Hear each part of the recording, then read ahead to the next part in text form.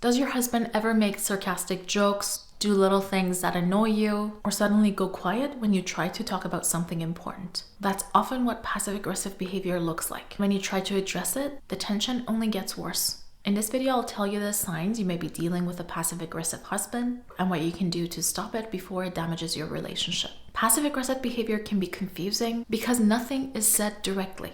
On the surface, everything looks normal.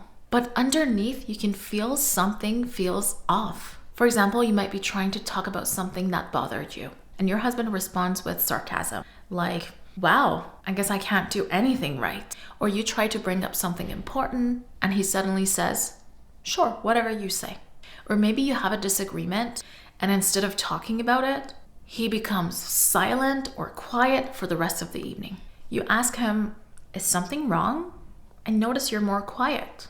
And he's like, no, everything's fine. Poker face. But you're noticing his behavior. You're feeling something's off. His behavior has changed. Maybe he's more distant and cold, not as affectionate. Maybe he's just a little bit short with you. Now you're left wondering, did I do something wrong? What did I say? And you start reviewing in your head, what was the exchange before this? So it's a lot of scanning and confusion for you to figure out what's going on. And that's what it feels like to be at the receiving end of passive-aggressive behavior. One of the most common signs you're dealing with passive-aggressiveness right now in your relationship is that you agree on things without actual change. Now, what does this look like? You share something bugs you, they agree with you in the moment, but actually they don't change their behavior. For example, you might tell him, when you're late to my family gatherings, it really hurts and it's kind of disrespectful. Can you please not do that again? And in words, he's like, yeah, sure, I get it. I'll do better next time. But next time there's a family event and he's late again. Or you tell him something like, it really bothers me when you cancel our plans last minute. It really does. Can you please give me some notice beforehand so I'm not blindsided? He agrees again. But of course, it happens again. He cancels last minute. Now, the reason you see this is because in words, he's saying, I totally get you. I'm on the same page with you. But internally, he is feeling resentful or angry or feels offended at something. But because he doesn't feel safe or he doesn't know how, hopefully he doesn't have a toxic personality, because sometimes some narcissists do have these tendencies, but we're not talking about that right now. Because he can't confront you, he wants to save face, he does these little things, right? Which is kind of like, almost like civil disobedience. You tell me something to do something, I'm not gonna do it. I'm gonna tell you I'm gonna do it. But because I wanna save face, I don't wanna embarrass myself that I'm this vengeful person, I'm gonna express my anger indirectly towards you by not doing it. So he's expressing it through actions and you're left there wondering, what is happening? Why is he agreeing with me and then he does it again? I'm so confused. Is he just forgetful? Does he have ADHD? It's just crazy making, right? Another sign you may be dealing with a dynamic like this is that you're faced with deadly silence after having a difficult conversation or a disagreement. You try to talk about something important that's vital to the relationship's health, and all of a sudden, he shuts down. He's not talking to you, he's not paying attention to you, just ignoring you. And you tell him something like, can we actually talk about what just happened earlier? And he's like, I don't want to talk about it. Or, nothing's wrong. But then the rest of the evening, he barely talks to you. So the issue isn't resolved. It's just hanging in the air. The funny thing is though, how some people are super comfortable with that deadly silence. But if you're a person who values connection, any form of disconnection really puts you in a lot of distress. And honestly, how much people can tolerate the silent treatment, like go silent, not talk to you, for days, sometimes months, it speaks to how much of a healthy personality they have. If it's a couple of hours, it's not concerning. But if this is something they do regularly, to just shun you and shut you out, it can start to feel like a form of a punishment or a silent treatment. And now I have a video on that. If you want to go learn more in depth about the silent treatment and ways to deal with it in your relationship, I'll link that video right here. But for now, we're gonna keep moving on because we're talking about passive-aggressive husbands. The next sign is you feel some sort of distance after having a seemingly good conversation or having resolved an argument. So you think like you're on the same page, you've just resolved an argument. The conversation ends, but you notice your partner feels kind of distant again. And you ask, are you upset? And again, the answer is no. Their behavior tells you a different story. They're less affectionate, less talkative, and more withdrawn from you. So even though the conversation ended, the tension never really went away because they're grudgingly holding on to something that was exchanged. But if you confront them, they'll never admit it because it's embarrassing. Now, I'm really curious, if you have experienced passive-aggressive behavior in your relationship, what does that look like? And if I had a magic wand and would ask you what would be ideal in like 3 months from now, where would you like to be in your relationship? What would you tell me? I want to hear from you, and I'm sure there are other women in the comment section that feel very alone in this. It would really help them to know they're not the only ones going through this. Another form of passive-aggressive behavior is indirect revenge, and I see this in my practice too. So this is like you do things to get back at each other.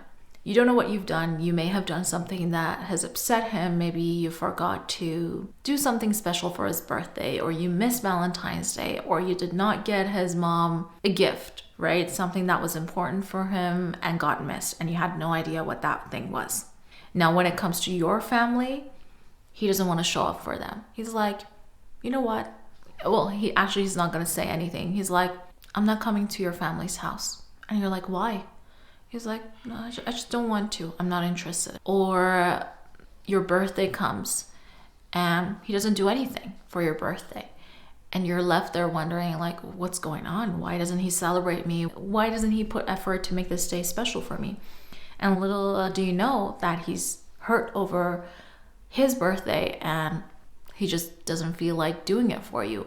I mean, the thing is, he's not going to directly say this to you, but it's just this feeling of, that this hurts. He doesn't outright hurt me, but these little things that he does over time starts to hurt me. I'll tell him to get me a cup of coffee. He gets himself a cup of coffee, and then when I ask him what happened to mine, he's like, I forgot. So it's like you can't really hold him accountable because it just feels so indirect. So the message in all of this is, I'm hurt, so now you'll feel hurt too. And this is when it really starts to get, unhealthy, right? If this happens a few times, I think if your partner can't say things to you directly and you can't pinpoint what's happening, it's a very unhealthy dynamic. And a lot of times, it does come from households where they weren't able to express their anger and frustration directly to their parents, but also it correlates with certain personality traits such as narcissistic trait. So if you're experiencing this, I would really be cautious about that and think deeply about where this is coming from. Now, if you're noticing some of these dynamics and you've tried to address it, but somehow you've been unable to resolve it, something bothers you, you bring it up, and instead of resolving the situation, things just become uncomfortable and distant, then you absolutely need to sign up for my Conflict to Reconnection mini course. By taking this course, you'll learn how to handle and navigate difficult conversations in a way that's not going to lead to escalated fights, escalated arguments, or just a shutdown and deadly silence. What you'll notice on a day-to-day basis after taking this course is that you're able to have conversations that are calmer. You can get better at resolving things right away as opposed to letting it fester for days and creating more distance. And you both start to feel safer to bring things up in a productive way. Instead of feeling like you're walking on eggshells, you actually start having conversations where both of you understand each other and feel closer. You can sign up for this course at parisacounseling.com/relationship course or sign up from the link right in the description below the video. Now, what should you do to actually address this passive aggressiveness in your relationship? So let's say you've noticed a pattern. The first thing is you need to regulate your feelings so that you don't respond the same way to your partner. So if they're being passive aggressive with you, you're not going to repeat that behavior because that's just going to start another vicious cycle between the two of you. I know it's tempting to do that, but please don't. Control your anger, regulate it. To ignore them back to become distant to or make them feel what you're feeling only keeps this vicious cycle going. Someone has to be a bigger person here. Someone has to break the pattern. Usually it's the one with more emotional capacity. I also want you to be direct. Passive-aggressive dynamics thrive when communication is indirect. The healthiest you can do is to be direct. At least have a few attempts at it. For example, you might say something like, I've noticed since our last conversation, you've been distant. And it makes me feel like you're upset with me, and I feel a little bit alone and almost punished. Or when you go quiet after an argument, it really makes me feel shut out.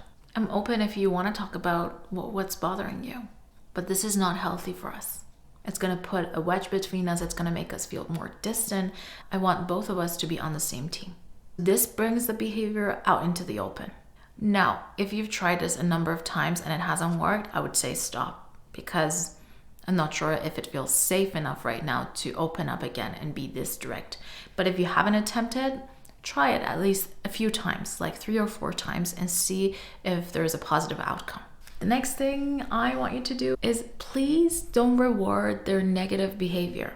It's not negative, it's unhealthy. Sometimes if we have a partner who withdraws and goes quiet, we panic. It puts our nervous system in a lot of distress, especially if we're someone who craves closeness and connection. So we feel like the bond is under threat and we panic. We start apologizing even if we didn't do anything wrong. We try to fix things quickly even though we know we're not at fault here. But when this happens too many times, their passive-aggressive behavior gets reinforced. Because they're like, hey, I went quiet and see, she came running to me, she apologized, and I'm like, I got my way. Why do I need to change this behavior? It's not costing me anything. It's actually rewarding me for something. So they got what they wanted, which was the upper hand, to be catered to be attended to get their way, to get their needs met.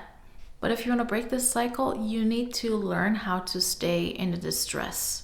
And give them some consequences too. It's like, no, if you're going to treat me this way, if you're going to go quiet, I'm going to stay quiet. And that's a cost to him if he really values a connection. Now, this is not true in every relationship. I've seen people who can go months without talking to their wives, unfortunately, which is like crazy. It's like, to me, that sounds like a torture chamber. I mean, with a person like that, like, it's about attrition. Like who's gonna stop first, and probably it's not gonna be him. You're gonna suffer more. So hopefully it's a mild form of this that you're dealing with in your relationship. But yeah, it's a very hard dynamic to deal with. The next thing I want you to do is to trust your perception of things. If someone's being passive aggressive, they will often deny it, especially if they have an unhealthy personality. When you say, I think you might be upset. Are you upset? And they say, no, nothing's wrong. But inside you feel something is off.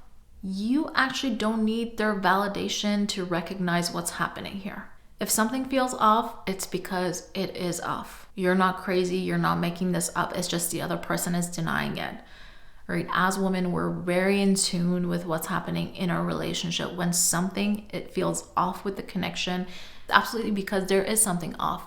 So just because your person is denying it, it doesn't mean your feelings and perception is invalid. Believe in your perception, trust that it's valid, trust that it's there, and that will help you work through it better. Otherwise, you're going to be in a constant state of confusion, and that's not healthy. Now, when I told you, tell him directly what you're noticing, how you're noticing this pattern that indirectly they're upset and resentful, and that's how it's showing up in their behavior. Once you've said it a few times directly, and sometimes they acknowledge it, ask them if they're willing to do therapy for this. I mean, if it's a hardwired pattern, they may not even realize that they're doing this, right? But that's another thing. I mean, sometimes there is professional help needed to fix this. It's just not enough for you to keep having conversations about this, because some of these things need to be addressed professionally. If there is like trauma, if there is like unhealthy personality trait, you need a professional by your side to help you through it. But let's say you've addressed passive-aggressive behavior. Does this guarantee that there won't be tension in your relationship? No. This is because despite our best effort, we can sometimes find ourselves in repetitive arguments, and that can feel very defeating. If you want to better understand why you keep having these repetitive arguments in your relationship, in these points of tension and exactly what you can do to stop getting pulled in the same fights, that's exactly what I'll walk you through in the next video on your screen now. Watch it now.